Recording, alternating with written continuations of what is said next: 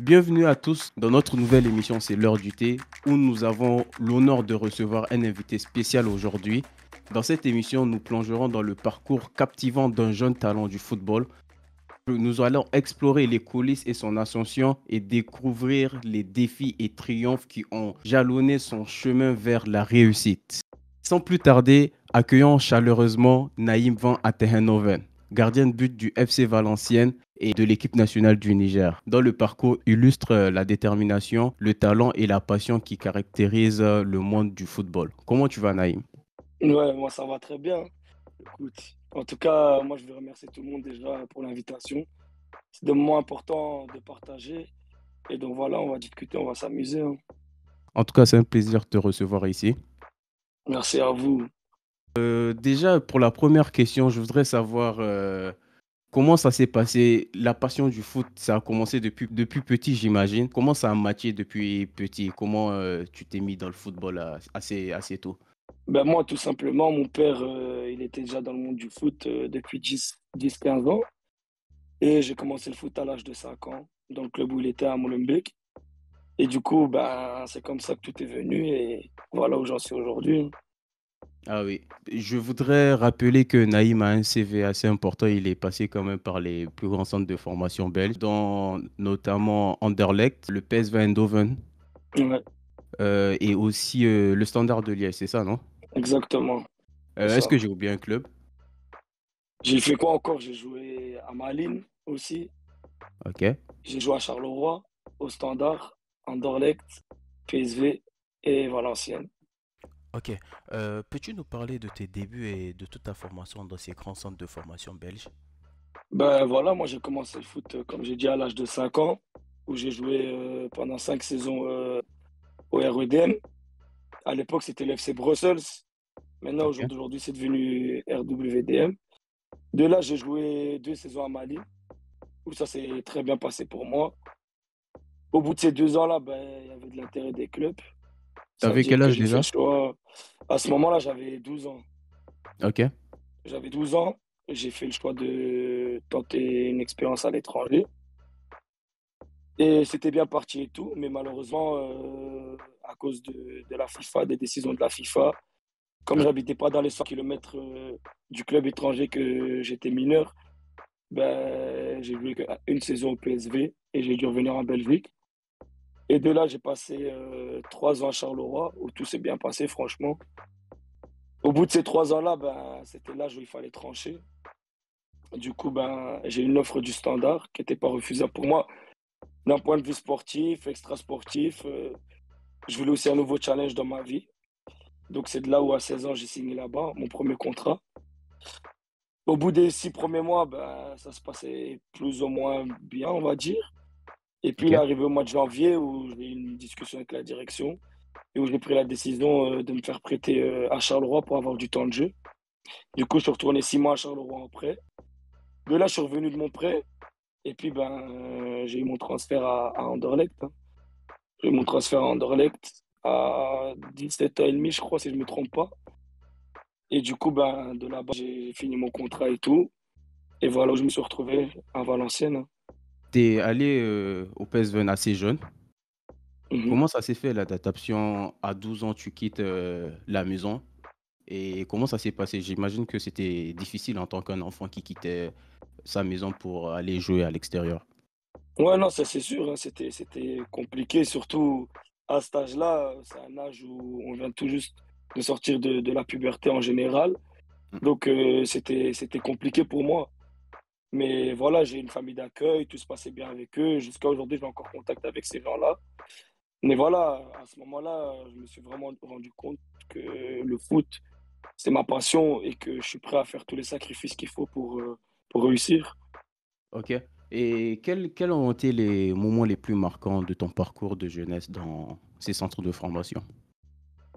Oh, j'en ai eu, hein. Franchement, j'en ai eu pas mal, je crois, hein. J'en ai eu pas mal. J'ai eu quoi? J'ai connu des grands tournois. Franchement, des tournois où on est là, on joue contre le Barça, on joue contre Manchester, on joue contre les plus grands joueurs de notre génération, en sélection pareil. Mais un moment vraiment que je n'oublierai pas, je crois que c'est la CAN de cet été avec le moins de 23 ans du Niger. Ah oui. C'était une expérience folle pour moi. Déjà, point de vue résultat, on a fait une bonne CAN. Malheureusement, on a été éliminé. Ouais. Au moment où il Nous fallait allons pas nous allons en sortir. reparler après avec, la fenêtre équipe nationale que j'ai préparée. Et là, Comment ces expériences t'ont-elles aidé à te développer en tant que joueur? ben, je pense que le fait déjà de découvrir certains pays, de retourner chez moi en Afrique et tout, ben, ça m'a ouvert les yeux sur beaucoup de choses de la vie. Que des fois, avec des choses simples, on peut rendre heureux tout un peuple qui Mmh. ne demande pas beaucoup, il demande juste qu'on se bat, qu'on mouille le maillot. Donc voilà, moi, ça m'a permis d'avoir une autre expérience, l'expérience de l'étranger, le football africain. C'est pas le même football qu'en Europe. Donc, pour moi-même, mon expérience, c'est enrichant tout ça. Et en ce moment, tu jouais déjà, dans les jeunes des Diables Rouges? Ouais, j'ai commencé avec les moins de 15 ans et j'ai été jusqu'au moins de OK. 18. Et tu te v je j'imagine qu'en ce moment, tu te voyais portier de l'équipe première, de l'équipe, Ben, je pense que c'est l'objectif de nationale? tout le monde, hein. Quand on joue pour une sélection, on représente une sélection, un pays. L'objectif, c'est de finir tout en haut, hein. Comme partout, que ce soit en club ou en sélection, c'est de finir numéro un et de jouer, hein. Et à quel moment le fait de jouer avec le Niger t'est venu en tête? À quel moment tu t'es c'est venu en tête pour la première fois? Tu t'es dit: «Ah oui, il y a moyen que je représente le Niger, en fait, Bah, à et ce que ça moment-là, peut le faire, en fait». j'étais en sélection belge, tout se passait bien. On était en train de faire les préparatifs pour l'Euro de moins de 17 ans. Et il y a eu le Covid, pleine période Covid. Ça veut dire que l'Euro, on n'a pas su la faire. Et du coup, bah, de là, j'ai eu le coach qui m'a appelé, qui a pris contact avec moi, qui a demandé à ce qu'on fait un rendez-vous à Paris. Donc, je l'ai rencontré. Et de là, il m'a expliqué, il m'a dit que voilà, Cavalli, en ce moment? c'est ça. À ce moment-là, Ouais. c'était Jean-Michel Cavalli, encore le coach. Il m'avait dit que voilà, ils étaient intéressés, j'ai une double nationalité, ça peut m'aider aussi pour ma carrière et tout. Et du coup, j'ai pris un peu le temps de réfléchir parce que je prends jamais des décisions comme ça. Donc j'en ai discuté avec ma famille, avec mon entourage, mes agents et tout. Et je pense qu'à ce moment-là, la meilleure option, c'était de changer de nationalité, de représenter le Niger. Parce que comment on m'a parlé du Niger, comment les gens étaient là-bas, leur mentalité et tout, je me suis dit que faut que je rende quelque chose à mon pays aussi. Ma mère est nigérienne, mon père est belge. Et avant ça, tu étais jamais allé Si, au j'avais Niger, été c'est ça? une ou 2 fois, je crois, quand j'étais plus jeune. La dernière fois que j'avais été, j'avais 12 ans. Donc c'était récent aussi, ça faisait 5 6 ans que j'avais pas été. Et du coup, ben, j'ai OK, eu j'ai eu le président au téléphone, j'ai eu le coach au téléphone, j'ai rencontré le coach et ça s'est fait comme ça naturellement, en fait. OK. Et avant que le coach ne vienne te rencontrer, sur place, en aucun moment tu t'es dit: «Je vais représenter le Niger». Franchement, j'avais pas. Tu étais focus Ouais, sur, non, moi, j'étais focus sur la l'équipe, la la sélection belge. J'ai jamais pensé à jouer pour le Niger parce que ça m'est jamais venu en tête, tout simplement. Mais quand les intérêts mmh sont arrivés, ben, comme j'ai dit, hein, j'en ai parlé avec mon entourage, ma famille et pour moi, c'est une fierté de représenter mon pays. Est-ce que tu te rappelles des mots qui t'ont convaincu? Ben honnêtement, Ou d'une pour te dire, phrase, hein, ce qui m'a convaincu vraiment de le faire, c'est ma mère. Ma mère, c'est quelqu'un qui OK. s'intéresse pas beaucoup au foot, mais quand elle regarde mes matchs et tout, c'est une femme qui est passionnée par son fils. Et le jour où j'ai discuté avec ma famille, ben, ma mère, elle m'a dit: «Moi, quoi que tu fasses, je vais tout le temps respecter ton choix, je serai toujours derrière toi». Elle m'a dit: «Mais s'il y a un truc qui peut me faire plaisir, c'est que tu représentes ton pays». Donc c'est à ce moment-là que j'ai vraiment eu le déclic, on va dire, et que je me suis dit: «Non, si ma mère, elle me dit ça, c'est peut-être un signe», tu vois? Donc qu'est-ce qui t'a motivé à représenter le Niger? Donc c'est ta mère. Mmh. Et comment as-tu vécu la transition? Et comment tu t'es senti lorsque tu as porté le maillot de l'équipe nationale la première fois? Ben, toute première sélection, je l'oublierai jamais, hein. C'était contre la Côte d'Ivoire.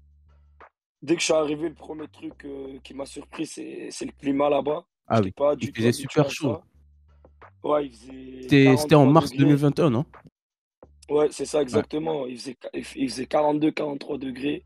Moi, j'étais pas du tout habitué à ça. Ça veut dire que dès que je suis arrivé, c'était un choc pour moi. Et puis, quand je suis arrivé, ben, tout le monde m'a bien accueilli. J'ai été accueilli par la fédération. Il y avait des gens qui étaient là. Il y avait des journalistes qui étaient là. Ça m'a fait plaisir et en fait, je me suis mis directement dans le bain. Je suis quelqu'un, j'ai pas du mal à m'adapter. Je peux vite m'adapter à un environnement et tout. Mais on m'a beaucoup aidé, que ce soit le président, que ce soit le staff, les joueurs, les gens qui nous supportent. J'ai été accueilli comme un roi là-bas, donc franchement, sans regret. Tout de suite, on parlait de la CAN U23. Mhm. Le Niger a fait une belle prestation. Si à la fin, le Niger n'est pas sorti des poules, est-ce est-ce que tu peux me raconter comment, déjà la qualification contre la Guinée, Le dernier match, le le dernier troisième match de match, qualification, Congo? non, c'était contre le Soudan. Ah, Soudan, oui, Soudan. Soudan, Comment, Soudan. comment ça s'est passé? J'imagine pas l'explosion de joie à la fin du match. On a joué d'abord le match aller au Niger. Et en fait, je crois que sur les trois équipes contre qui on a joué, c'était l'équipe la plus faible sur papier. Ah oui, Tu au vois? début, vous avez eu Mais la Côte c'était d'Ivoire. On a eu la Côte d'Ivoire, Vous on a avez eu eu, la Guinée-Bissau. Guinée-Bissau Ouais. qui était pas mal aussi. C'est-à-dire que sur papier, c'était l'équipe, la moins attirante, on va dire, et la moins forte.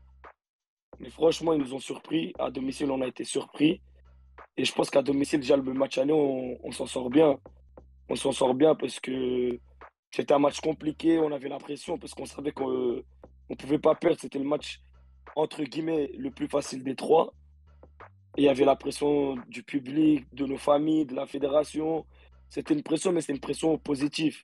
C'est pas que quelqu'un nous a menacés ou quoi que ce soit, c'était une pression positive. On savait qu'on devait le faire et en fait, on avait ce goût de la victoire. On savait que si on gagnait, ben, ça allait nous avantager. Donc, on a fait un match nul à domicile. De là, on est parti au Soudan, on a bien préparé le match. La fédération a mis tous les moyens pour qu'on puisse arriver dans les meilleures conditions là-bas. On a été dans un bel hôtel là-bas, on a bien mangé. Et c'était aussi pendant la période du Ramadan. Mm. Donc, c'était pas facile aussi avec ça. Le staff médical a fait en sorte qu'on manque de rien, que tout soit toujours là en temps et en heure. Et puis, ben voilà, avant le match, nous, on savait que à la dernière minute, il y a une décision qui a été prise par la CAF. Ils n'ont pas autorisé les supporters parce que le dispositif de sécurité n'était pas à 100%. Ok. Donc, ils ont pris la décision de jouer le match à huis clos. Donc nous, on savait que c'était un avantage pour nous parce qu'on avait eu nos supporters à domicile et que pour eux, c'était quelque part démoralisant qu'ils ne pouvaient pas jouer devant leur famille, devant leurs proches. Ouais. Donc on savait qu'on avait un avantage, on avait l'avantage mental sur ça déjà. Et puis comme j'ai dit, le staff a bien préparé le match. Nous-mêmes, on était tous concentrés, on était concernés. Et puis voilà, on a marqué le premier but. Et je crois que derrière, on a encaissé directement l'égalisation. Et à ce moment-là, ben, les cadres de l'équipe, on a pris tout le monde ensemble, on a dit: «Les gars, calmez-vous, on n'a aucune pression, ça va bien se passer». Et je crois, à 10 minutes de la fin, si je me trompe pas, il y a Salim qui marque, le deuxième but, le Ouais. 2-1. Et là, on savait ils étaient finis. Ça veut dire que là, après le match, explosion de joie. J'ai jamais versé des larmes pour le foot, hein. Honnêtement, j'ai pleuré quand j'étais plus petit pour des tournois et tout, Ah oui. mais des vraies larmes de joie, j'avais jamais connu ça dans le foot. Ça veut dire que moi, dès qu'on a fini le match, je suis tombé à genoux, j'étais en train de pleurer, j'étais content parce que je savais qu'on a sacrifié tellement de choses personnellement, chaque joueur de son côté et collectivement, que la fédération a fait des efforts inimaginables pour nous. Et le président, tout le monde était derrière nous, que c'était en fait des larmes de soulagement. J'étais soulagé parce que je savais qu'on l'avait fait. Et donc voilà, Dieu merci.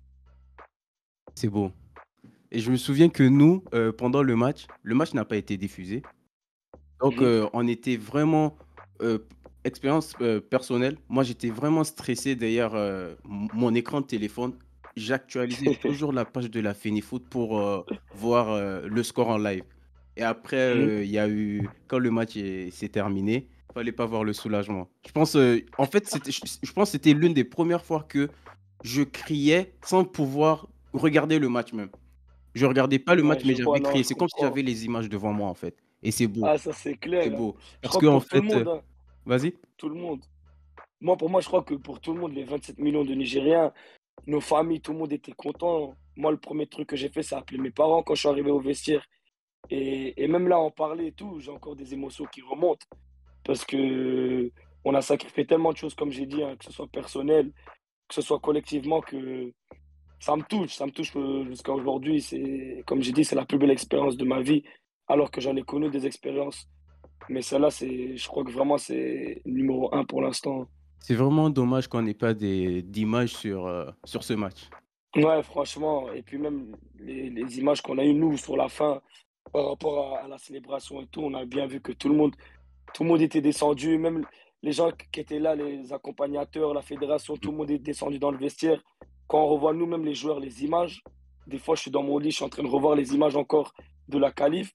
Je me dis que franchement, le football, ça peut apporter beaucoup de plaisir et que si chacun, on pense tous, on a la même mentalité, qu'on va tous dans le même chemin, qu'on est tous concernés, concentrés, je pense qu'on peut faire de grandes choses même avec l'équipe A. Ouais et franchement, heu, maintenant parlons de la compétition. Premier match, Égypte. Déjà, comment Mhm. se passe la préparation? Ben, franchement, la préparation se passe bien. Moi, j'étais avant, je crois, 3 semaines avant, ils étaient partis en stage au Maroc. Sauf que nous, on avait d'abord un match avec les A encore Oui, en Tanzanie. Tanzanie, un match très important. Un match très important pour nous. On savait que ce match-là, il fallait pas le perdre. Malheureusement, on l'a perdu. On était censé jouer, mais la fédération a pris une décision à la dernière minute de ne pas prendre de risque avec les joueurs qui étaient censés redescendre jouer avec les moins de 23 ans pour la CAN. OK. Du coup, on était là-bas, ben, on est resté quand même avec le groupe et tout.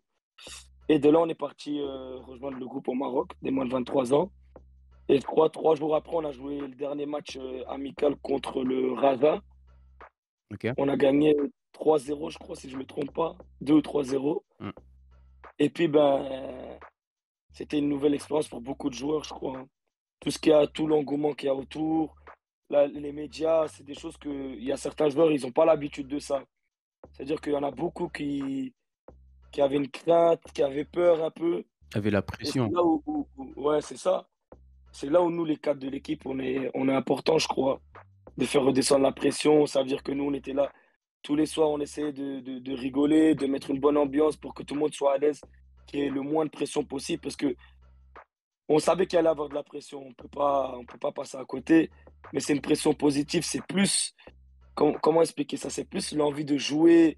Attends le moment, on était là tous les jours, on attendait qu'un truc, c'est de Mmh jouer ce premier match, de voir. Et puis ben voilà, hein, je pense qu'on a répondu présent, hein. et premier match contre l'Égypte, Mhm. équipe, tenante du titre. Le Niger fait une très belle prestation.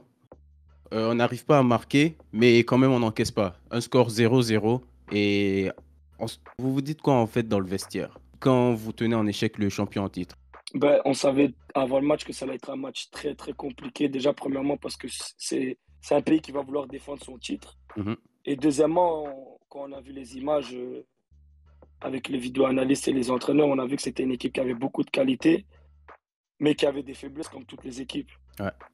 Donc ça veut dire que on savait très bien à quoi s'attendre et qu'il fallait juste tenir. On savait très bien aussi que nous, notre première force, c'était notre défense.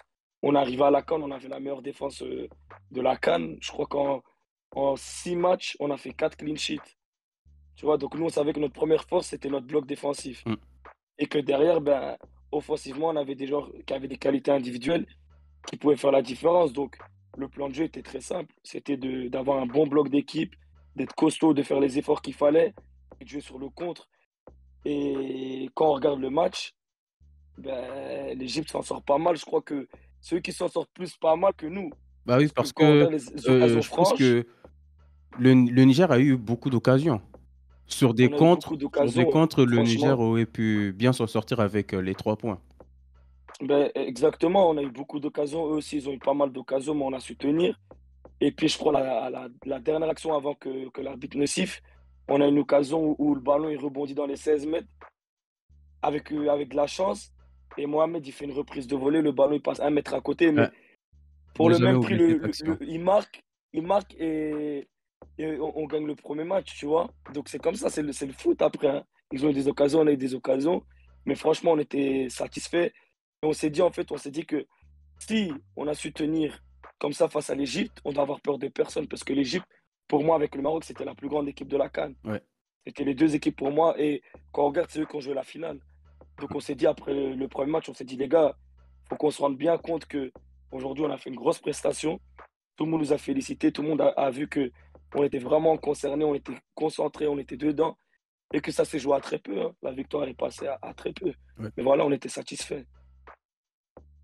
Et après vient le Gabon. Un joli match aussi. Et encore un autre clean sheet. Tout d'abord, Exactement. ça fait quoi d'avoir un clean sheet? À la fin du match, certes, même si tu perds pas, individuellement, quand tu n'encaisses pas, qu'est-ce que ça fait? Ben, franchement, je pense que c'est un travail collectif, hein, tout d'abord, parce que pour moi, comme je dis toujours, mon premier défenseur, c'est l'attaquant. Ok. Et pour moi, si on est tous, comme je dis toujours, hein, moi j'aime bien le répéter, c'est que moi, quand je vois que j'ai des joueurs qui sont concernés autour de moi, qui savent ce qu'il faut faire, et que je vois que tout le monde défend comme des hommes, pour moi, à la fin du match, je suis satisfait de ma prestation, mais je suis satisfait surtout de l'équipe, parce que pour moi, c'est pas un titre personnel. Quand j'encaisse pas de but, je suis content pour moi, mais c'est le collectif qui compte. Tu vois, pour moi, c'est un travail collectif. C'est comme si l'attaquant il marque, pour moi, il ne doit pas aller célébrer tout seul. Moi, souvent, même quand on marque là, les gens ils me prennent pour un fou. Moi-même, je vais aller célébrer là-bas On va avec faire des sprints de plus l'attaquant. de 50 mètres pour aller célébrer. Oui, oui. Les gens savent que j'ai l'habitude de faire Mm. ça. Moi, quand mon équipe elle marque, je suis content. Parce que pour moi, c'est un travail d'équipe. Donc voilà, pour moi, ça me fait plaisir d'un point de vue personnel. Mais encore une fois, c'est le collectif. Donc, victoire 1-0 du Niger. À ce moment-là, il fallait juste un point pour passer. C'est vrai. Et le Niger tombe contre le Mali, qui lui perd son deuxième match, c'est ça? Ouais, il perd le deuxième match contre l'Égypte 1-0. Et ils doivent impérativement gagner pour passer. Et ils jouent contre le Niger qui doit ne pas perdre pour passer. Minimum avoir un point. C'est c'est Là, triste, c'est c'est dommage parce malheureux, hein. que je C'est pense que le dur, c'est Niger dur. méritait la qualification. C'est dur, franchement. Ben, nous, on savait, avant le match, on savait que la pression elle allait être sur eux. Mm. Parce que nous, quand on commence un match avec un point déjà. Ouais. C'est-à-dire que nous, on savait que si au bout des 90 minutes, c'était toujours 0-0, on était qualifié. Donc voilà, on avait bien préparé le match, on avait vu l'adversaire, on avait vu ses qualités, les défauts comme d'habitude. Mais avant le match, j'ai senti quelque chose de différent dans l'équipe. J'ai senti que les joueurs avaient la pression, c'était pas comme d'habitude. Et quand j'ai remarqué ça, j'ai eu une discussion avec deux, trois joueurs de l'équipe. Ok. Et je leur ai dit, j'ai dit, il faut qu'on se mobilise là avant le match parce que comme ça, on va tomber à l'eau. Je vois comment on était parti, pour moi, ça allait mal se passer. Donc, on a pris la décision de faire une réunion qu'entre joueurs où le staff n'était pas convié. Ok. Et on s'est dit les choses. On s'est dit que là, notre parcours, il est trop beau pour qu'il s'arrête ici. Mm. Tu vois, on s'est dit les choses. C'était trop beau, tout ce qu'on était en train de vivre, tout ce que le peuple nous donnait comme force. On s'est dit que la pression, elle n'est pas chez nous. Eux, ils sont dans l'obligation de gagner. Ça veut dire que tôt ou tard, ils vont devoir se découvrir eux-mêmes. Ça veut dire qu'on aura des occasions, on aura de l'espace pour jouer et qu'il fallait être juste patient et costaud. Donc, on rentre à la mi-temps avec un score nul et vierge toujours. Donc, c'était Moi, le Niger est positif. toujours qualifié. À ce moment-là, on est qualifié. Et on a même des occasions pour prendre l'avantage dans ce match. Ouais. Malheureusement, ben, on n'a pas su prendre l'avantage. Et puis, il arrive le premier but. Le premier but, il arrive sur une erreur défensive. Et je pense que ça nous a mis un coup au moral, mais on a toujours su se relever. Donc, et moi, j'avais confiance. J'étais là, je les ai encouragés. Je leur ai dit, les gars, c'est pas fini. Il nous reste encore du temps. On va aller mettre un but. On est qualifié. Donc, de là, je crois que c'était à la 84e, si je ne me trompe pas. On a une phase douteuse où il y a penalty, clair, net, précis. Tout le monde voit, tout le monde a vu qu'il y avait penalty, il y a une main dans les 16 mètres. Et à ce moment-là, on dit à l'arbitre d'aller consulter la VAR. L'arbitre nous répond que lui n'a pas besoin de consulter la VAR. Donc pour nous, ça nous a mis un coup au moral quand il nous a dit ça. On a dit, mais c'est pas possible. Parce que pour beaucoup de joueurs, ça a été une découverte aussi d'avoir la VAR pour la première fois dans leur vie. Ouais. Il y a certains joueurs qui avaient jamais connu ça et que depuis le début de la CAN, chaque phase est revue, chaque but est revu. Mm. Et quand l'arbitre nous dit que lui, il n'a pas besoin d'aller voir ce qui s'est passé, ben, il faut quand même se poser des questions, tu vois. C'est malheureux de le dire, hein. Moi, j'aime pas parler des arbitres parce que si on a perdu, c'est de notre faute, c'est pas de la faute de l'arbitre. Mais c'est une phase douteuse où sur le contre, là, sur la contre-attaque, on encaisse le Et s'il y avait 2-0 pénalty et et que nous que coupe les jambes. le pénalty était transformé, ça allait être tout un autre match. Ça allait Déjà, être un autre le match. Niger allait déjà être qualifié s'il Mhm. marquait sur ce penalty-là. Et ça allait être tout un autre match, en fait. Ouais, ça allait être tout un autre match. Et en fait, ben, le regret qu'on a à la fin du match, c'est que on était si proche du but final. On voulait se qualifier au JO quand on a vu que on a réussi à se qualifier à la CAN. L'objectif, c'était d'aller le plus loin possible à la CAN et de se qualifier au JO, c'était la priorité. Et quand on voit que, à cause de certaines décisions, encore une fois, d'un arbitre, j'aime pas parler des arbitres, je suis pas là en train de pleurnicher, mais je dis que quand même, faut quand même le tirer au clair cette histoire.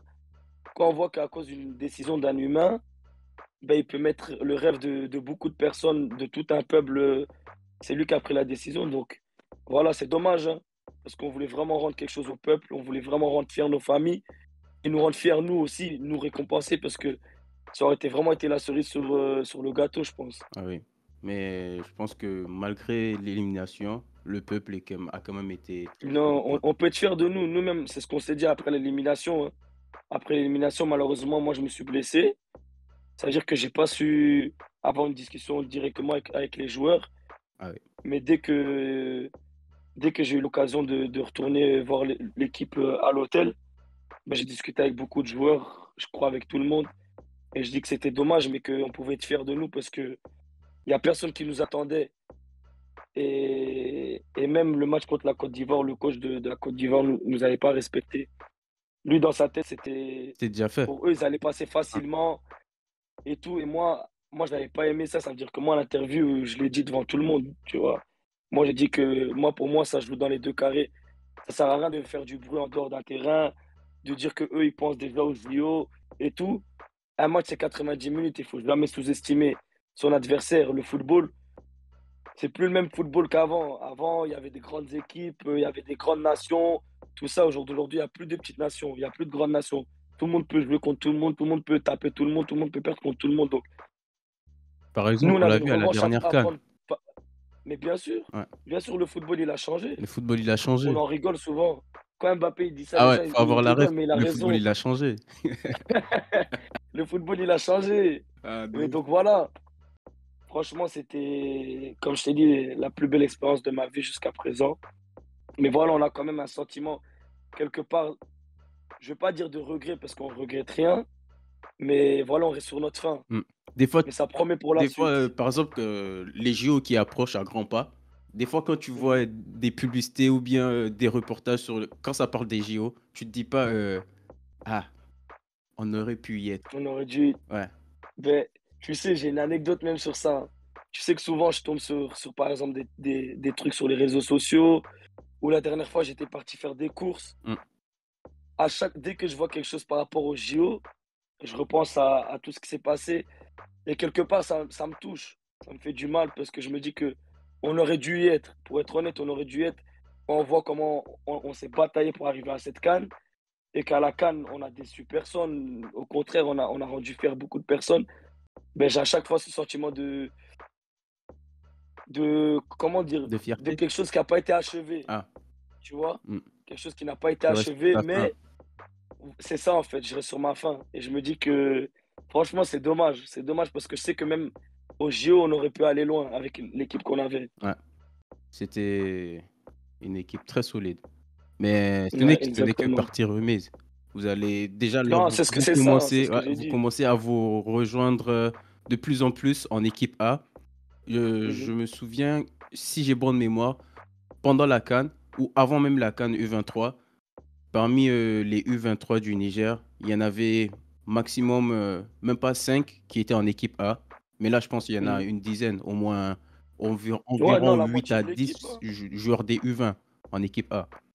Ouais, ouais, ça, c'est clair.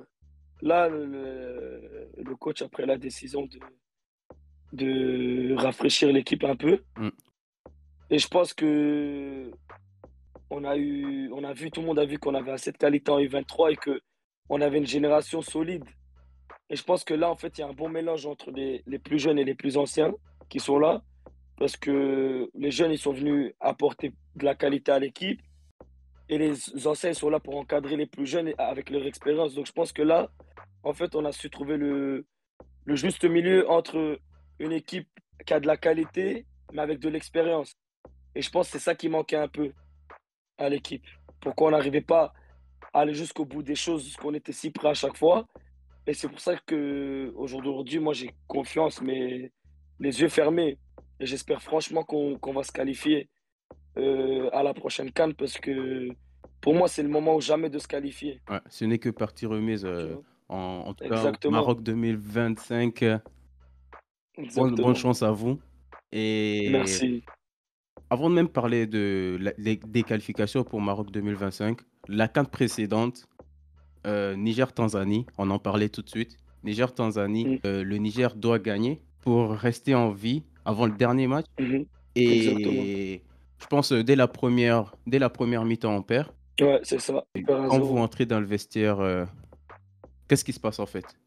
Est-ce que tout le monde est abattu ou bien c'est en ce moment-là que le capitaine ou un des cadres se lève et dit, les gars, on peut le faire, on va chercher tant que les 90 minutes sont pas finies.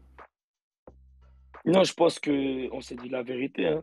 On s'est dit que voilà, on était bien en place, que tactiquement, on respectait les choses. Le coach, il a ajusté deux, trois choses qui n'allaient pas. Et c'est sur ça aussi qu'on encaisse le but. C'était de faire attention au couloir parce qu'ils dédoublaient beaucoup. Ils avaient un flanc gauche qui était très fort, Mm. avec un latéral et un excentré qui allait vite, qu'il fallait faire attention parce que c'était leur point fort. Et du coup, ben, on s'est dit les choses à la mi-temps. On s'est dit que c'est pas fini, qu'il fallait se remobiliser, qu'il restait encore 45 minutes et qu'on pouvait le faire parce que on se rendait bien compte qu'il y avait des espaces et que on allait avoir une ou deux occasions, mais qu'il fallait les mettre au fond. Et malheureusement, encore une fois, je pense que jusqu'à aujourd'hui, c'est toujours ça qui nous fait défaut. C'est que L'efficacité on est devant le but. souvent, c'est ça, on est souvent pas assez efficace, on n'est pas assez méchant, on n'est pas assez Ouais. agressif devant le but, Je pense qu'on est trop que ce soit gentil devant le but défensivement pour ou être méchant. offensivement. C'est ça, dans les deux carrés, c'est ça notre gros problème, c'est que offensivement et défensivement, à certains moments, on n'est pas assez méchant. Alors que dans le football, c'est ça, il faut avoir un esprit de tueur. Faut pas faire Quand on cadeau. défend un but, on défend, on s'arrache. Et quand on va pour marquer un but aussi, on va pour trouver le filet, on va pour trouver le gardien. C'est comme ça le foot. Faut être méchant dans le foot. Ouais. Et je pense que c'est ça qui nous manque un peu. En tout cas, quand on revoit le match, à la fin du match, il y a beaucoup d'occasions ratées. Même là, on Mm. se dit que le match était dans nos mains, en fait. Il y a Ouais, beaucoup ben, c'est d'occasions souvent comme ratées. ça, hein. Je pense à une occasion d'Adebayor en toute fin de match. Ouais, Quand on exactement. revoit ces images, ça fait vraiment mal. Parce que là, on s'est vraiment dit qu'on aurait pu avoir la chance. C'était c'était un groupe avec l'Algérie, l'Ouganda et la Tanzanie. Et là, C'est vraiment un groupe c'était de à notre chose. portée, ben, on était conscient, hein. On était conscient. Après, je pense que dès le début, on a perdu des points qu'il fallait pas perdre. Ouais, contre déjà Dès le la premier match, Tanzanie. la Tanzanie, le match aller, où je crois au bout de 3 minutes, on encaisse un but. On encaisse un but et derrière, on a su réagir. Mais pour moi, on a perdu trop de points pendant ces éliminations-là, qui a fait que, en fait, on savait qu'il nous restait deux matchs et qu'avec 4 points sur 6 on était qualifié. Et malheureusement, ben, on n'a pas su répondre présent à ça. Mais je pense que c'est juste une histoire de, comme j'ai dit, hein, pour moi, on n'a pas été assez méchant dans les deux carrés, que ce soit offensivement ou défensivement, pendant tous les 6 matchs. Quand on revoit pas seulement le premier match ou le deuxième match contre la Tanzanie, même quand on regarde le match aller contre l'Ouganda, où là, voilà, on arrivait dans des conditions compliquées, où c'était dur. et où on a essayé de jouer un football sur un synthétique. Tu vois, c'était pas facile, il Ouais. faisait chaud, le synthétique terrain était sec. Leur C'était au stade, mois de juin, c'était un non, ou stade demain. bizarre. C'était au mois de juin, tu vois. Ça veut dire que c'était hyper compliqué. Et puis, ben, il y a eu les matchs contre l'Algérie où je pense que là, c'était plus de la concentration. Mm. Tu vois, on a aussi un problème, c'est que à certains moments, on n'est pas concentré. Quand il y a une entame de match, quand il y a une fin de match, tu vois, on a du mal à rentrer dans les matchs, on a du mal à finir des matchs aussi. Ok. Tu vois, mais ça, c'est des choses où on est conscient. Le président, il tape sur la table à chaque fois quand on a des matchs parce qu'il sait que c'est ça qui nous fait défaut. Pourquoi on n'arrive pas à aller jusqu'au bout des choses? Tout se passe bien jusqu'au moment où on doit trancher sur les choses. Et c'est là où on doit encore grandir. Mais je pense que maintenant, on est en train de grandir petit à petit, qu'on va le faire, Inch'Allah. Inch'Allah. C'est être tranchant, tu vois, être tranchant dans nos décisions, dans tu vois, nos prises de décision, que ce soit défensivement ou offensivement. C'est tout. Mm. C'est tout ce qui nous manque parce qu'on a de la qualité, on a de l'expérience, on a une fédération qui est derrière nous, on manque de rien. C'est-à-dire que même si on sait que pour l'instant c'est très compliqué avec tout ce qui se passe au pays, ben la fédération trouve toujours les moyens de nous mettre dans des bonnes conditions. Ils essayent de se débrouiller comme ils peuvent aussi. Donc voilà. Ouais. Et ce qui est assez bizarre dans cette campagne de qualification pour la CAN en Côte d'Ivoire, c'est que Tanzanie, Ouganda, c'était des matchs où, tu vois, on a beaucoup de regrets. C'était des matchs à portée de main. Et en fait, quand tu vois une équipe comme ça et que tu vois qu'ils vont jouer l'Algérie au prochain, pour une double confrontation contre l'Algérie, à la prochaine journée, tu te dis, mais ils vont pas s'en sortir en fait. Mais là, Mm. le Niger surprend tout le monde. Le premier match, je pense le Niger gagne 1-0, non? Jusqu'en fin de match et le Niger encaisse un but. Le Niger encaisse Ouais, deux buts ben, en fin de match. c'est ça. 2 buts en fin de match, hein. Encore de la concentration, hein. C'est juste de la concentration. Mm. Tout simplement, hein. À un moment donné, il faut arrêter de se cacher derrière les faits. Il faut être des bonhommes. C'est-à-dire qu'il faut assumer. Il faut se dire les choses comme elles sont. Pour moi, c'est juste de la concentration qu'on n'a pas eu. C'est tout. Mais de toute C'est des façon, détails, hein, mais c'est les détails qui font la ouais. différence. Et de toute façon, on dit que on apprend de ces défaites. Et Ouais, j'espère que c'est ça ça. va aller vraiment. En tout cas, on est de tout cœur avec vous. On veut... Le peuple nigérien, ça Merci. fait plus de 10 ans qu'ils attendent cette qualification en CAN. Et on espère que ça sera la bonne cette fois-ci. Cette fois-ci. Ah, j'espère, Inch'Allah. Inch'Allah. Inch'Allah, franchement. Je voudrais maintenant parler de ta situation en club. Elle est assez compliquée avec Valenciennes. Ça se passe pas comme tu l'aurais voulu. Ouais, exactement. Bah, voilà, moi, je suis arrivé à Valenciennes dans le but de jouer et tout. Donc voilà, malheureusement, cet été, la direction a changé parce que notre club a été racheté. Mhm. On a été racheté par les propriétaires de Southampton et de Godzepe en Ok. Turquie. Donc voilà, eux, ils sont arrivés avec une nouvelle philosophie. Tu vois, ils ont leurs idées en tête, ils sont arrivés avec une nouvelle direction. Ça veut dire que ben, dès le début, dès qu'ils sont arrivés, ils ont été clairs avec tout le monde, hein. Ils ont été clairs avec tous les joueurs. Ils ont dit que voilà, maintenant, c'est eux les patrons, c'est eux qui décident. Et que voilà, c'est des choses dans le monde du foot. Quand une direction elle prend une décision par rapport à un joueur, moi, en tant que joueur, je peux que la respecter. J'ai fait des erreurs dans ma vie où j'étais en confrontation directe avec des présidents à moi, des directeurs et tout. Ok. Mais j'ai appris de ces expériences-là. Ça sert à rien d'aller au conflit avec ces gens-là. Parce que, en fait, quand une décision elle est prise, la personne, elle va pas revenir en arrière. Et ce qu'elle a en tête, tu ne pourras pas lui faire changer d'idée. Donc, pour moi, cette saison, elle a été hyper, hyper, hyper compliquée mentalement. Mais voilà, on arrive à la fin de saison. Ça a été compliqué, mais voilà quoi. Je suis en fin de contrat cette année avec le club. Je compte pas prolonger mon contrat. Je vais pas me cacher devant les gens. Je compte pas prolonger mon contrat avec le club En pour plusieurs exclusivité raisons. sur C'est l'heure du thé. Naïm ne compte pas prolonger. Non, ça c'est sûr et certain. Ça, je confirme. Je prolongerai pas à Valenciennes. Donc voilà, hein, je vais chercher une nouvelle aventure et on verra bien où ça va me mener. En tout cas, j'espère que tu trouveras un bon club parce que quand j'y pense, je me dis que ta situation en club affecte aussi ta situation en équipe nationale parce que tu as perdu ta première place. Mhm, Ça fait un moment que tu es plus titulaire en équipe nationale et je me dis que en fait, c'est sûrement la situation en club qui mhm, déteint sur la situation en équipe nationale. Et c'est dommage. mhm. C'est dommage.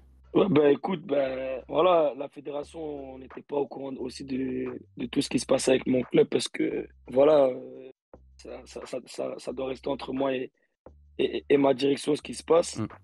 Après, voilà, ça a eu des conséquences pour moi en sélection. Mais voilà, je continue à travailler, que ce soit en club ou chez moi à la maison, je continue à maintenir la forme. Et voilà, et le jour où on me redonnera ma chance, ben, je leur montrerai que voilà, j'ai rien perdu. Et comment tu gères cette période difficile?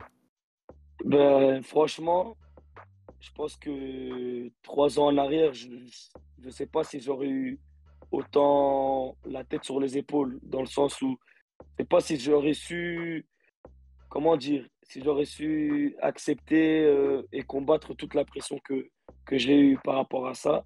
Mais voilà, je me dis que ça peut arriver à tout le monde. On voit aussi que ça arrive aux plus grands. Messi peut se retrouver sur le banc, Ronaldo peut se retrouver sur le banc. Donc pourquoi, si ça arrive à ces gens-là, pourquoi moi, ça pourrait pas m'arriver? Donc c'est ce que je me dis. Et je me dis que dans tous les cas, comme j'ai dit, il y a une décision qui a été prise par une direction Mm. et je dois la respecter. Donc c'est à moi comment dire, de tourner le bouton et de travailler pour moi-même. Parce que tôt ou tard, je vais quitter le club. Ça, c'est sûr, tu vois.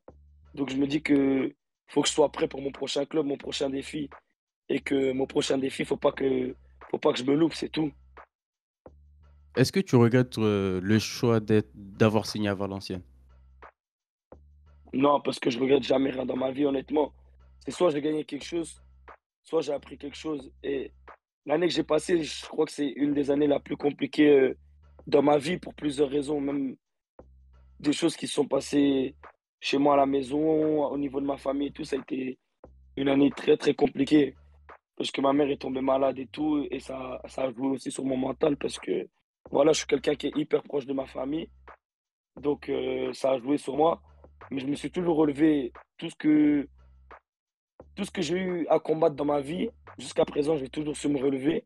Donc, c'est pas ça qui va faire que je vais arrêter de me battre, que je vais arrêter de. Non, moi, je suis quelqu'un qui a faim, quelqu'un qui bosse. Donc, je m'arrête pas de travailler, c'est tout. Meilleure santé à la maman. Ah, merci. Non, Dieu merci, elle est rétablie de tout ça. Tout va bien. Donc, alhamdoulilah, comme on Alhamdoulilah. dit. Et donc, qu'est-ce que tu tires de cette situation? Ben, je me dis que dans le foot, tout peut aller vite, que ce soit positif ou négatif. Et le plus important, c'est de jamais rien lâcher. Parce que, comme Chancel Mbamba a dit, hein, la justice de Dieu, il y Il y en en a. a. Tu vois? Et la justice de Dieu, il y en a. Ça veut dire que Dieu voit tout. Ça veut dire que si aujourd'hui, je suis dans cette situation, demain, je pourrais me retrouver dans cette situation pire. Il y a quelqu'un Mm. qui est dans une situation pire que moi et il y a quelqu'un qui est dans une meilleure situation que moi. C'est la vie qui est comme ça. Et comme on dit, la vie, c'est un combat. Ça veut dire que moi, je suis un soldat. Il n'y a rien qui va faire que les gens ils vont pouvoir me détruire mentalement ou quoi que ce soit. Tu vois, je suis quelqu'un qui est très, très, très fort mentalement. Ça veut dire que pour moi, ben, encore une fois, ça a été un combat cette année. Comme d'habitude, comme chaque année, on a tous nos combats dans la vie. Ben, cette année, ça a été une année comme une autre, hein. Ça a été une année où il fallait combattre et que là, je suis bientôt sorti de ça. Donc voilà, j'attends juste de sortir de ça et de me relancer, c'est tout. Et c'est tout. On ne souhaite que ça aussi. Ah, j'espère. Du coup, c'est sûr que tu vas pas prolonger à Valenciennes. Est-ce que il y a des pistes? Il y a des contacts? Ça, c'est sûr et certain, pour plusieurs raisons. Je ne resterai pas à Valenciennes. Mon contrat se finit d'ailleurs le 30 juin de cette année, donc je serai libéré de mon contrat. Et voilà, j'ai déjà parlé avec certains clubs. Il y a rien eu de concret encore pour l'instant. Mais voilà, je suis en contact avec certains clubs parce qu'ils savent aussi que je suis en fin de contrat cette année. Donc on verra bien. Au jour d'aujourd'hui, je peux pas dire où j'irai parce que moi-même, j'ai pas encore la réponse. Mais ce qui est sûr, c'est qu'il y a de l'intérêt et que je vais me relancer, ça, c'est sûr. C'est vrai qu'il y a eu des contacts avec Anderlecht quand tu as signé à Valenciennes pour un éventuel retour. Ben, ça c'est vrai. Voilà, Anderlecht m'avait recontacté, ils étaient intéressés. On a essayé de discuter, on a eu une discussion et tout. Après, voilà, je pense que j'ai pris le meilleur choix d'aller à Valenciennes. Ok. Parce qu'à ce moment-là, tout se passait bien. Après, comme j'ai dit, hein, moi, je regrette rien dans ma vie. Je pourrais me dire aujourd'hui que, voilà, j'aurais peut-être dû aller à Anderlecht, retourner à Anderlecht. Parce qu'Anderlecht, c'est chez moi à la maison. C'est un club où j'ai aimé jouer. C'est un club pour qui j'ai fait beaucoup et eux ont fait beaucoup pour moi. Mais voilà, j'ai toujours dit qu'un jour, je retournerai là-bas. Quand, je sais pas. Mais voilà, il y avait de l'intérêt. On a eu des discussions. Mon agent a discuté avec eux. Et voilà, malheureusement, ça s'est pas fait pour plusieurs raisons. Et voilà, hein, je me dis que c'est qu'une partie de remise, comme on dit. Ouais, ce n'est que partie remise. Quels sont tes objectifs à court et à long terme en tant que joueur professionnel? Ben, à court terme, je crois que ma priorité actuelle, c'est de trouver un nouveau club, un nouveau projet, Ok. de me relancer, d'avoir une bonne base, surtout parce que je crois que c'est important d'avoir une bonne base dans un club. En Europe, Puis c'est à sûr? plus long terme, franchement, je sais pas, hein, j'ai de l'intérêt dans plusieurs continents. J'ai eu de l'intérêt en Afrique, j'ai eu de l'intérêt dans les pays du Golfe, j'ai eu de l'intérêt en Europe. Donc, comme je t'ai dit, moi-même, j'ai pas la réponse où je finirai. Hmm.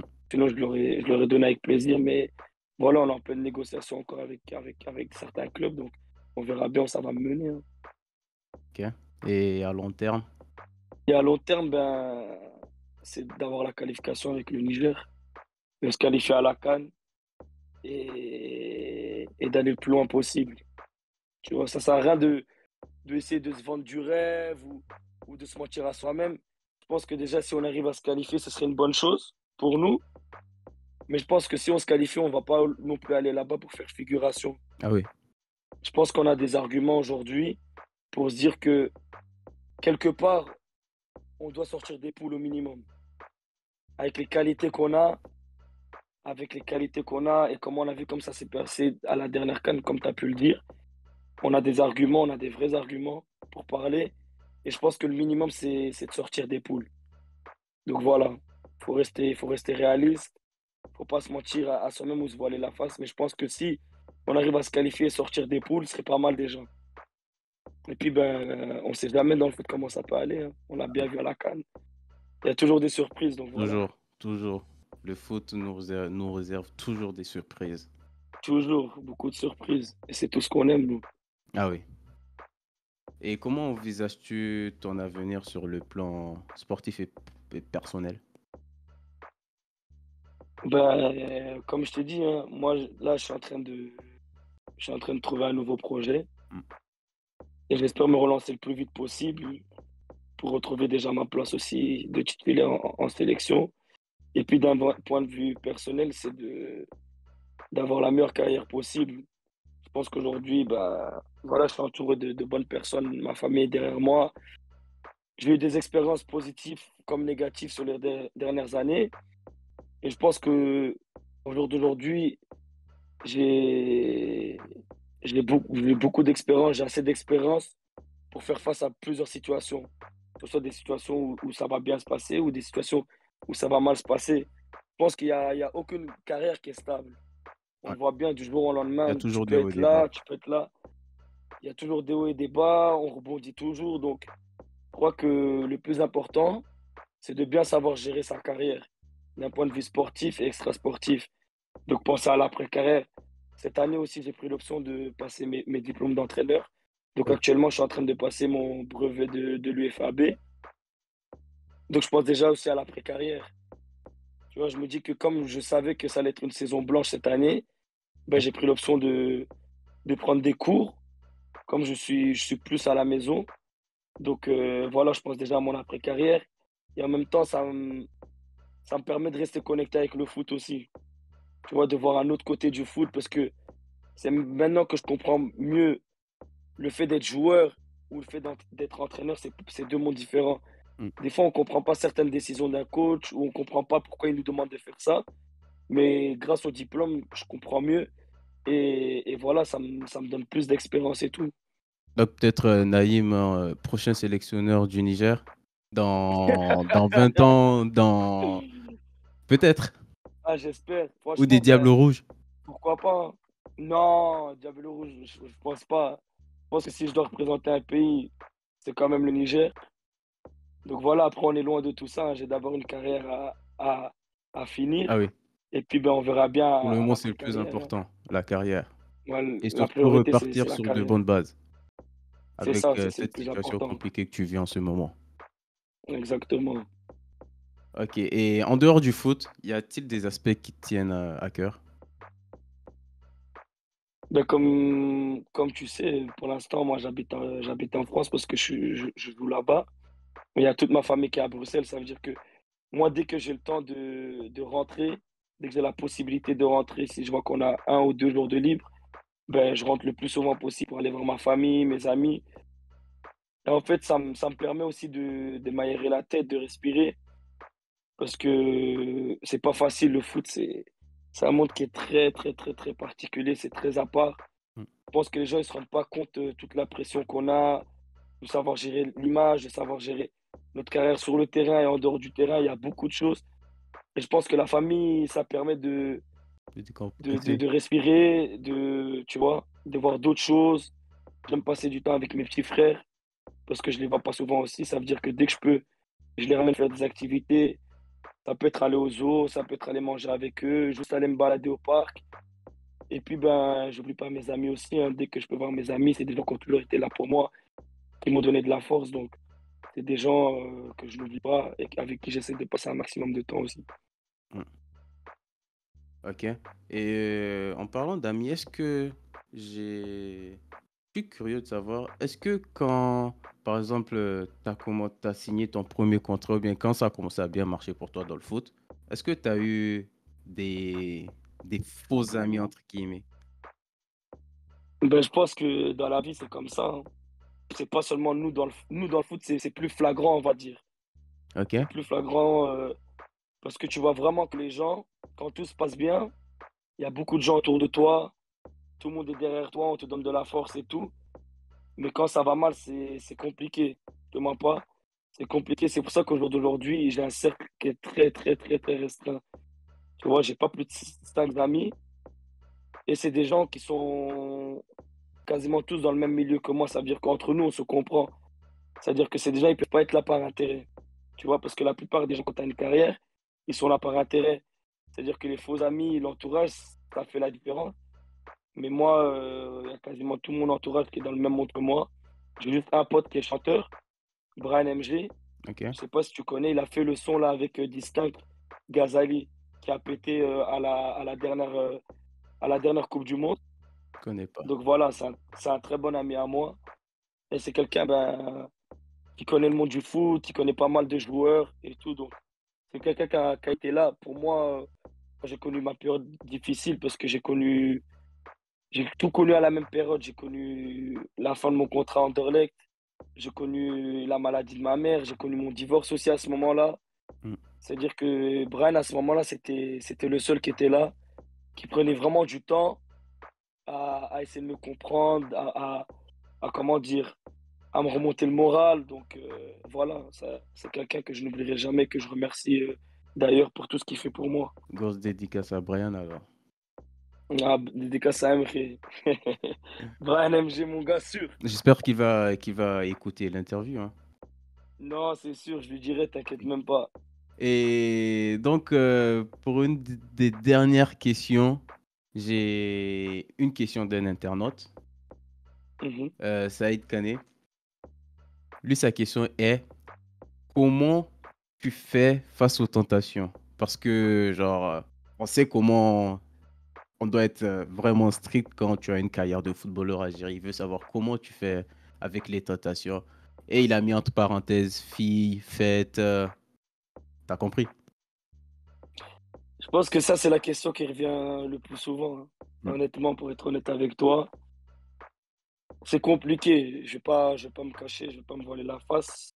Gérer une carrière d'un joueur, c'est compliqué. Et c'est pour ça, c'est là où je dis que être bien entouré, c'est important.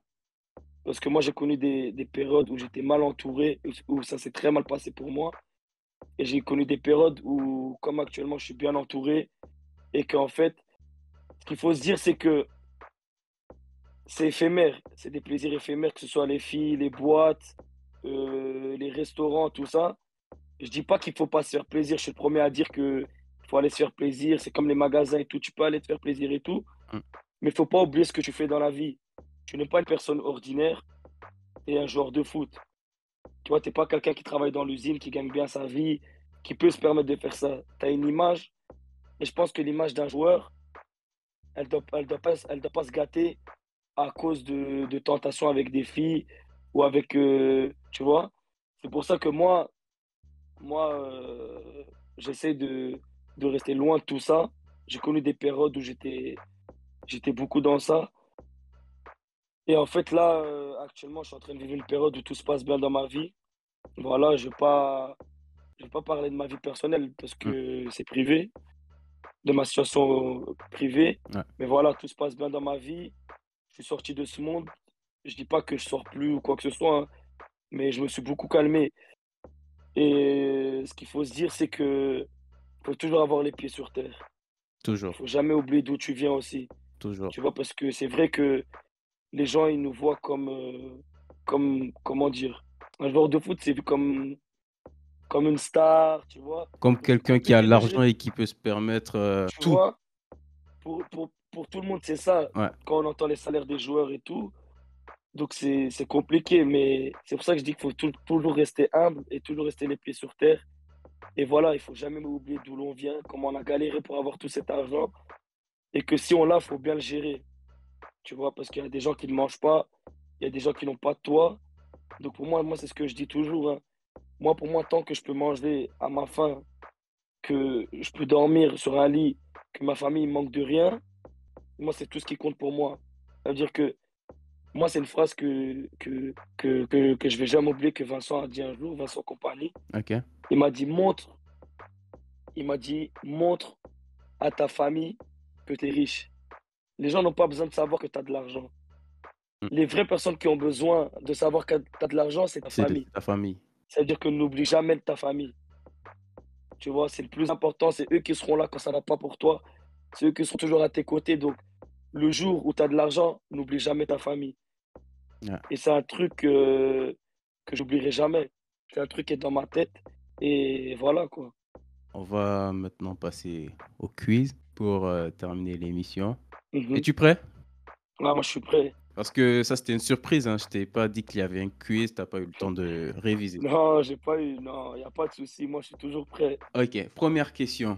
Le Ghana est la seule équipe africaine à avoir atteint les quarts de finale de la Coupe du Monde. Non, Ah ouais. non. Il y a eu. Ben, la dernière CAN, je crois que. Non, la dernière Coupe du Monde, il y a eu le Maroc, il y a eu le Ghana, il y a eu le Sénégal, si je me trompe Non, pas. Sénégal, ils ont fait. Ah ouais.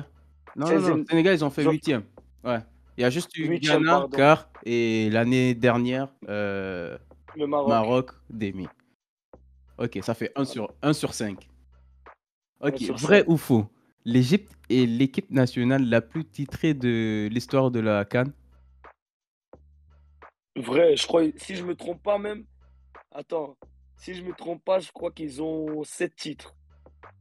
Bien vu. Bien vu. Ah, j'ai dit que Et j'étais chaud. je tiens à le préciser.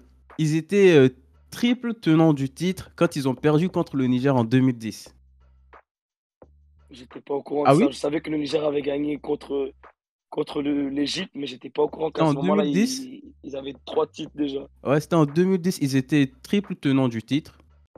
Et ils sont venus à Niamey. On les a bouffés. Comme je t'ai dit, le football, Ah ça ouais. peut aller Et trop ils n'ont même vite. pas été qualifiés Parce que pour pour la cette CAN, CAN, hein. Ouais. Ils n'ont même pas comme été quoi, tu vois, qualifiés. comme Le je t'ai dit Niger que est le football, passé. ça va trop Ah vite. ouais. Le Niger est passé. Ils ont gagné leurs 3 matchs à domicile. Mhm. Ils ont perdu leurs Ouais. 3 matchs à l'extérieur. À l'extérieur, ils sont qualifiés comme Ouais. ça. C'était Ouais. notre Tu première vois, CAN. quand on est déterminé, c'est comme ça. Ok. Troisième Ça va question. vite. Vrai ou faux? L'équipe nationale du Brésil a remporté le plus de titres à la Coupe du Monde. Hmm, non, je crois que c'est l'Argentine. Non? Ah, Piégé. Piégé. ah, j'étais plus sûr, merde. C'est qui? C'est bien le Brésil. Ah, c'est le Brésil. Ouais. Ah, Ok.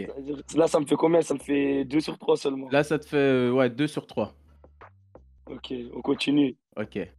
Vrai ou faux, l'attaquant brésilien Ronaldo a inscrit un triplé en finale de la Coupe du Monde 2002. Faux. Ouais, bien vu. Bien vu. Ah, Il a marqué combien de buts? en 2002, 1, je crois. 2. 0. Ouah. Il en a marqué 2 contre l'Allemagne en finale. Ouais, contre l'Allemagne, c'est vrai. J'ai une autre question. Mhm. Vrai ou faux? Avant d'être gardien de but, plus jeune, Naïm était attaquant. C'est vrai. C'est vrai. Ah, c'est vrai. T'étais bon attaquant? Franchement, C'est parce j'étais que tu bon. voulais être gardien que t'es parti ou bien c'est parce que t'étais nul comme attaquant? Non, j'étais bon. Franchement, je marquais beaucoup de buts et tout. J'étais le meilleur buteur de l'équipe et tout. Et en fait, ça arrivait bêtement. C'est qu'en fait, quand tu es petit, tu fais une tournante. C'est-à-dire chacun à son tour, il va au but. Ouais. Et on était au tournoi de Eden Hazard, qui est un très très grand tournoi pour les moins de 8, 9, 10 à Tubize. Et il y a toutes les grandes équipes. Il y a Barcelone, Manchester, Arsenal et tout. Et en fait, sur un coup de tête, ben, le premier match, j'étais au but et en fait, je suis plus jamais ressorti. Ouais. Et c'est comme ça que j'ai commencé ma carrière en tant que gardien de but. Tu trouves pas que être gardien de but, dans une équipe, c'est plus compliqué que les autres postes? Par exemple, Ben, c'est un dans poste une équipe, particulier il y a que surtout. 3 places de gardien. Ben, c'est un poste particulier, le gardien de but, hein. Je pense que les gens, ils n'ont pas idée de comment c'est un monde à part. Et je pense qu'il faut le vivre en fait pour vraiment comprendre pourquoi c'est un monde à part. Parce que déjà, ben, on a un groupe restreint, ça veut dire qu'on a notre coach et gardien. On est souvent 3 ou 4 gardiens. Et en fait, on est dans l'équipe, mais on a notre petite équipe de gardiens de but, Hmm. tu vois. Et en fait, le poste de gardien de but, c'est un poste ingrat. Moi, je le dis toujours et je le répéterai toujours. C'est un poste qui est ingrat parce que un gardien, quand il fait un bon match, il peut faire un bon match. S'il fait une erreur, on va retenir que son erreur. Alors qu'un attaquant, il peut rater 10 occasions.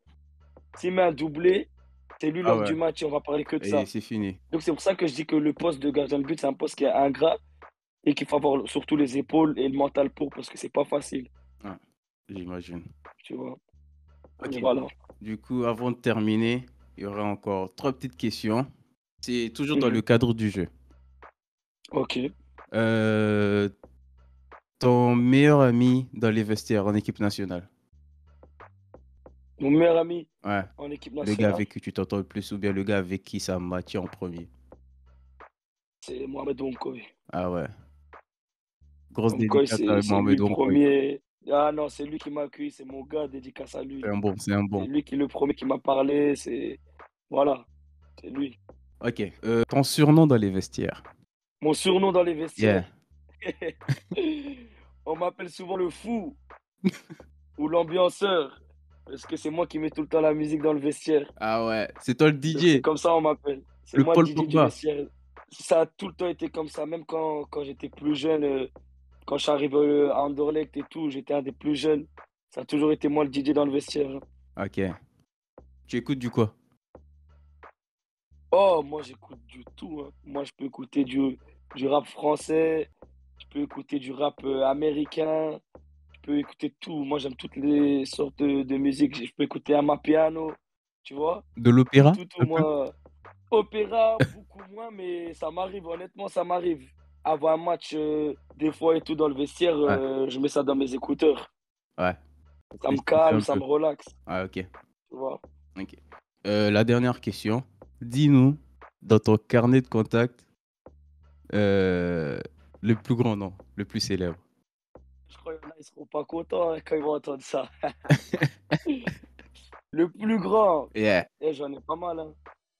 Et je pense que le plus gros contact que j'ai dans mon téléphone, c'est Cody Gakpo qui joue à À Liverpool. Liverpool. Ouais, Ah ouais. Vous je avez joué crois que c'est ensemble? lui. On n'a pas joué ensemble, mais on était dans le même club quand il était au PSV. Ok. C'était mon grand frère là-bas, lui. On était dans la même école et tout. Et c'est quelqu'un qui m'a accueilli comme son petit frère là-bas. Ok, ok. J'espère qu'il va écouter l'interview alors. Non, t'inquiète pas, je lui dirai. Aucun jour il passera ici. Avec plaisir, hein. Avec plaisir, je lui ferai passer le message. En tout cas, merci. Merci à vous, merci pour l'invitation. T'es contacté pour l'interview, tu as répondu présent, tu l'as dit, si tu veux, on le fait demain. Donc, en tout cas, merci. Merci pour la considération. Non, J'ai c'est grave normal, hein. kiffé. Merci à vous pour l'invitation. J'ai grave Franchement, kiffé. c'était bien, je me suis amusé et j'espère que vous aussi vous avez kiffé, hein. Ah, j'espère qu'ils vont kiffer. Ah, Et j'espère. c'est la première fois, mais ce sera pas la dernière fois. Tu vas repasser quand même. Non, avec plaisir, moi je repasse quand tu veux, hein. Quand Tu m'appelles quand tu veux. ça marche, tu connais. En tout cas, Ça va? merci beaucoup. Merci à ceux qui nous ont Merci suivis. à vous. Abonnez-vous à la page. C'est l'heure du thé, le premier épisode avec Nahim Van Antehanoven, actuel gardien de l'équipe nationale du Niger et toujours sous contrat avec le FC Valenciennes. Exactement. Pense à vous les gars, partagez, aimez la vidéo et on est ensemble. Dédicace à vous. Allez, ciao! Merci mon pote. À bientôt.